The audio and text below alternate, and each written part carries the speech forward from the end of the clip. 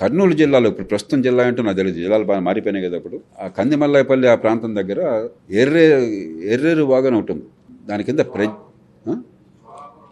జ్వాలాపురం ఉంది. అక్కడ జ్వాలాపురం గొప్పతనం ఏంటి? 72,000 సంవత్సరాల క్రితం మౌంట్ టోబా అని చెప్పని ఇండోనేషియా ప్రస్తుతం సుమత్రాలో ఒక అగ్నిపర్వతం పేలటం చేత ప్రపంచంలో మనుషుల్లో 99.9 మంది చచ్చిపోయారు. ప్రపంచం అంతా కలిపి 3,000 మంది మిగిలినారని చెప్పి అంచనా. Only 3,000 people were left. వాళ్ళ నుంచే మనంతా వచ్చాం. వాళ్ళలో ఒక తెగ జ్వాలాపురంలో బతికినట్టుగా ఆధారాలు ఉన్నాయి. మనెవరికి తెలియదు.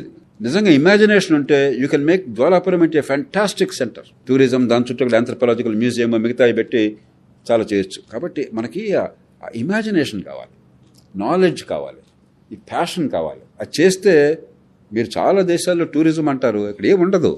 It's all the mind. They make you go in to that Ira. They make you think that you are there. They create conditions like that.